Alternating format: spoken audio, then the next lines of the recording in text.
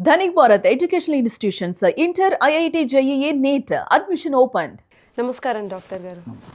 Doctor గారు అంటే ఈ మధ్యకాలంలో కూడా చూసుకుంటే ఎక్కువ అంటే ఇప్పుడు పాస్ట్ ఒక 10 ఇయర్స్ 15 ఇయర్స్ బ్యాక్ చూసుకున్నా ఇప్పుడు చూసుకుంటే జబ్బులు అనేది సంఖ్య పెరిగిపోతూ వస్తుంది.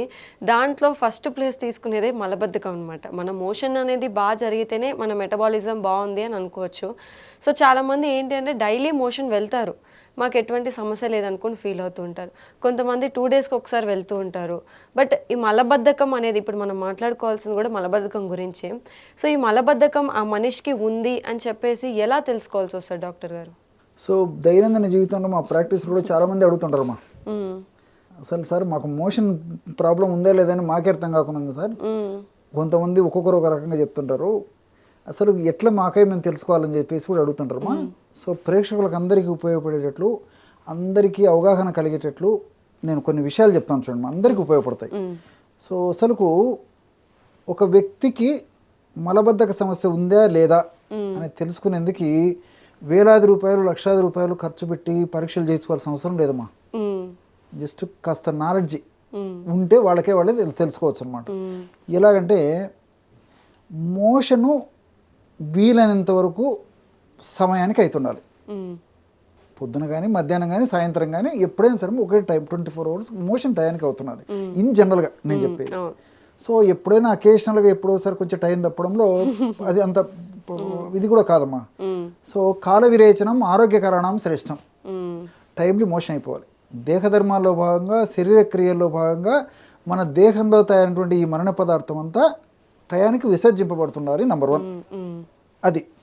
రెండవది మోషన్ సెన్సేషన్ వచ్చేసేసి మోషన్ వెంటనే విత్ ఇన్ సూన్ మనము ఆ మోషన్కి వెళ్ళినప్పుడు ముక్కుతూ మూలుగుతూ పేపర్ చదువుకుంటూ ఆలోచన చేసుకుంటూ తర్వాత ఈ స్మార్ట్ ఫోన్లు చూసుకుంటూ ఇంకోటి చేసుకుంటూ గట్టి ప్రయత్నం చేసిన ఇట్లా కాకుండా సహజసిద్ధమైనటువంటి ప్రక్రియలో భాగంగా మోషన్కి వెళ్ళిన తర్వాత కూర్చున్న తర్వాత with in soon with in half minute maximum 1 మినిట్లో అయిపోవాలమ్మా. ఒక్కసారి అయిపోవాలి. అది ఆరోగ్యవంతమైన లక్షణం. వాళ్ళకు మలబద్ధక సమస్య లేదు అని చెప్పి చెప్పుకోవచ్చు. ఇది ఒక లక్షణం. రెండవది చాలామంది ఎక్స్పీరియన్స్ చేసేటువంటి విషయాన్ని కూడా చెప్తున్నాను అమ్మా నేను. కొంతమంది మోషన్ టయానికి పోతుంటారు, చాలామంది కూడా మోషన్ టయానికి పోతుంటారు. సో మోషన్ పోయిన తర్వాత కూర్చున్నప్పుడు ఏమవుతుందంటే మొట్టమొదట కొంచెం గట్టిగా వచ్చేసేసి తర్వాత లూజ్గా వచ్చేస్తుంది. సో వాళ్ళు కూడా నాకు మోషన్ ప్రాబ్లం లేదనుకుంటారు. అది కూడా హెల్త్ పరంగా ఆరోగ్యపరమైన విషయం కాదమ్మా.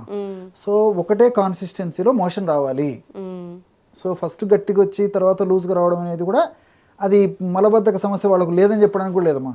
కాబట్టి మొత్తం కాన్సిస్టెన్సీ అంతా ఒకటే టైప్లో రావాలన్నమాట. సో అట్లా ఆ పద్ధతి ఉన్నప్పుడు వాళ్ళకు మలబద్ధక సమస్య లేదు అని చెప్పుకోవచ్చు. ఇంకొకటి చాలామంది మోషన్కి వెళ్ళినప్పుడు మోషన్ దగ్గర కూర్చుంటేనే ముందు యూరిన్ పాస్ అయిపోతుంది, తర్వాత మలం పాస్ అవుతుంది. వాళ్ళకు కూడా మలబద్ధక సమస్య ఉన్నట్లమ్మా. ఫస్ట్ మోషన్ రావాలమ్మా. ఫస్ట్ మోషన్ వచ్చిన తర్వాత యూరిన్ రావాలి. ఇక్కడ చాలా మందిలో దాదాపు 80% రివర్స్ అయిపోతుంది. సో ఇది కూడా వాళ్ళకు కూడా మలబద్ధక సమస్య ఉంది, భవిష్యత్తులో ఇతర జబ్బులు వచ్చేయడానికి అవకాశం ఉందని చెప్పేసి కూడా మనం సూచనప్రాయంగా గ్రహించడానికి వీలవుతుంది అనమాట. ఈ విధంగా ఈ యొక్క లక్షణాలను బట్టేసి నేను చెప్పినటువంటి పద్ధతిలో గమనించుకున్నట్లయితే మనం ఒక 100 మందిని గమనించినట్లయితే 100 మందిలో దాదాపు 90% మంది పైనే ఈ నేను చెప్పినటువంటి సమస్యలు ఒక సమస్య కానీ 2 సమస్యలు కానీ 3 సమస్యలు కానీ అన్ని సమస్యలు కానీ కలిపి మీరు బాగా గమనించండి. సో ఖచ్చితంగా ఉంటుందమ్మా. కాబట్టి మలబద్ధక సమస్య లేనటువంటి వాళ్ళు ఎవరో 100,000 మందిలో ఒకరో ఇద్దరు ఉండొచ్చు, కానీ ఎక్కువ శాతం మందిలో ఉంటారు. నార్మల్గా చాలా మంది కూడా తిన్న వెంటనే మోషన్కి వెళ్ళిపోతూ ఉంటారు. సో అది కరెక్టా? అంటే నార్మల్గా తిన్న తర్వాత ప్రాసెస్డ్ ఫుడ్ అంటే ఫుడ్ అనేది ప్రాసెస్ అయిన తర్వాత మోషన్ వెళ్ళడం ఇస్ డిఫరెంట్. కానీ కొంతమంది తిన్న వెంటనే మోషన్కి వెళ్తూ ఉంటారు. అది ఎంతవరకు కరెక్ట్ సార్? కొంతమందికి కొన్ని రకాలైనటువంటి సమస్యలు ఉన్నప్పుడు ఈ విధంగా తిన్న వెంటనే మోషన్ కావడం జరుగుతుంటుందమ్మా. కొంతమందిలో వాళ్ళ శరీర ప్రకృతిని అనుసరించేసేసి కొంచెం ఆహార పదార్థం తీసుకునేసరికి ఆహార పదార్థం యొక్క ప్రెషరు ప్రేవుల మీద పడినప్పుడు ప్రేవుల కదలికలు జరిగేసేసి మోషన్ ఫ్రీ అవుతుంటుందమ్మా. కాబట్టి ఏమంటే వాళ్ళకి సర్వసిద్ధంగా సహసిద్ధంగా వాళ్ళకు ప్రకృతిని అనుసరించి ఆ విధంగా మోషన్ అయితే అది అనారోగ్యం కాదు. కానీ అలా కాకుండా మరి కొన్ని రకాలైన జబ్బుల వల్ల ఈ యొక్క సమస్య కలిగినప్పుడు మాత్రం మరి వాళ్ళ నిర్లక్ష్యం లేకుండా తప్పకుండా వైద్యులను సంప్రదించేసి వైద్యులు సూచించిన మేరకు ఆహారపరంగా జాగ్రత్తలు తీసుకోవాలి, అవసరాన్ని బట్టి కొన్ని ఔషధాలు కూడా వాడుకోవాలమ్మా. ఓకే సార్, ఈ మలబద్ధక సమస్య ఎవరైతే ఫేస్ చేస్తున్నారో వాళ్ళ కోసం మీ యొక్క అనుభవంలో ఏమన్నా చిట్కా చెప్తారా సార్? మంచి చిట్కా చెప్తాను చూడమ్మా. చిన్న పిల్లల నుంచి పెద్దల వరకు బాగా ఉపయోగపడేటువంటి చిట్కా చెప్తాను. సువాసన భరితంగా ఉండేటువంటి చిట్కా చెప్తాను. అది కూడా ఏదో చేదుండి తీసుకోలేకపోవడం అట్లా ఇబ్బంది లేకున్నటువంటి ఔషధమే చెప్తాను నేను. సో దీనికి రోజా పూలమ్మా. ఓకే. సో రోజా పూలు మంచిగా దొరుకుతాయి మనకి. రోజా పూలు బాగా శుభ్రం చేసేసి నీడలో బాగా ఎండించేసేసి ఆ ఎండించేటువంటి రోజా పూలని వీలైతే ఒక రోల్లో వేసేసి మెత్తగా దంచి పౌడర్ చేసుకోవాలమ్మా. అందరికీ అది సాధ్యపడకపోతే నెక్స్ట్ ఆల్టర్నేషన్ ఈ యొక్క మిక్సీలో మిక్స్ కూడా విపరీతంగా స్పీడ్ ఒకేసారి తిప్పకూడదమ్మా. సో కొద్దిగా వేడి చేయాలి, మళ్ళీ తగ్గించాలి, కొద్దిగా వేడి చేయాలి, తగ్గించాలి. ఆ పద్ధతిలో ఆ రోజా పూలను పొడి చేసుకోవాలి, ఎండించినటువంటివి. ఒకేసారి హెవీ హీట్ మనం ఆ రోజా పూలకి ఇస్తే ఆ సున్నితత్వం వల్ల అందులో ఉన్నటువంటి ఔషధ గుణాలు పోతాయమ్మా. చాలా మందికి తెలియదు. కాబట్టి మనకు తప్పని పరిస్థితులు మిక్సీలో వేసుకోవాలన్నప్పుడు కొద్దిగా మిక్సీని తిప్పేసేసి హీట్ జనరేట్ చేయడము, కొద్దిగా పౌడర్ వేయడం, మళ్ళీ హీట్ తగ్గించుకోవడము.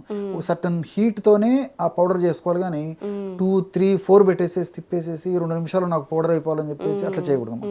ఔషధ కూడా తగ్గిపోతాయి. కాబట్టి ఆ పద్ధతిలో రోజా పూల పొడి తయారు చేసుకొని ఆ రోజా పూల పొడి ఫర్ ఎగ్జాంపుల్ ఒక 100 గ్రాములు తీసుకుంటే 100 గ్రాముల రోజా పూల పొడిలో సోంపు గింజలమ్మా, సోంపు గింజలను వేయించేసేసి పౌడర్ చేసేసి ఒక 50 గ్రాముల సోంపు గింజల పొడి తీసుకోవాలి.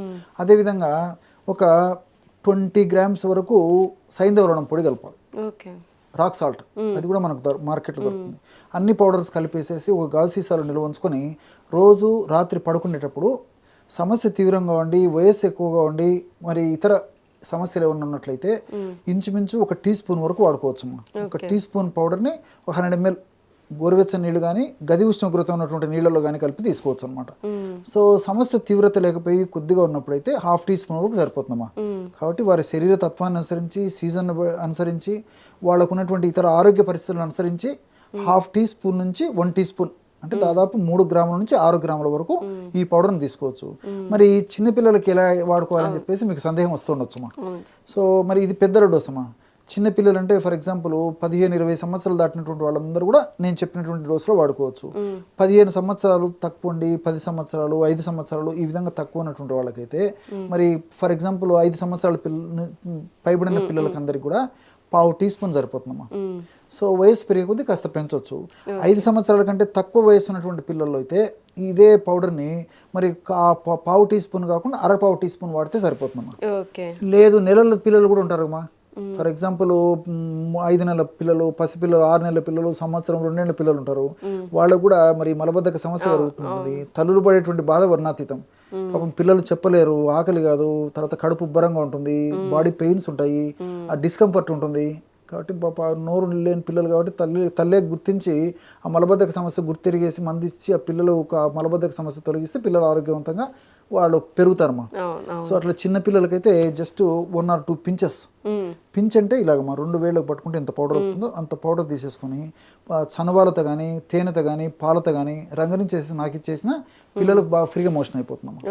అట్లా వయసును బట్టి అందరికీ వాడుకోవచ్చు. ఓకే సార్, చాలా చక్కగా చెప్పారు. అని అంటే చాలామంది ఎవరైతే మాకు సమస్య లేదు అనుకునే వాళ్ళకి ఈ వీడియో ద్వారా తెలుస్తుంది మాకు కూడా ఉంది సమస్య అని చెప్పేసి. సో మీ చిట్కా వాళ్ళకి చాలా చక్కగా పనిచేస్తుందని అనుకుంటున్నాను సార్ నేను కూడాను. సో ఎవరైతే ఈ వీడియో చూస్తున్నారో ఫస్ట్ అయితే సబ్స్క్రైబ్ చేసుకోండి. ఇలాంటి చిట్కాలు మీ దాకా రావాలంటే ఖచ్చితంగా సబ్స్క్రైబ్ చేసుకోవాల్సిందే. అలాగే మీకున్న సమస్యని కింద కామెంట్ రూపంలో తెలిపితే దానికి ఎటువంటి చిట్కాలు ఉపయోగపడతాయి, ఎటువంటి చిట్కాలు మనం పాటించాలనేది సార్తో మాట్లాడి తెలుసుకుందాం. ధన్యవాదాలు. నమస్తే.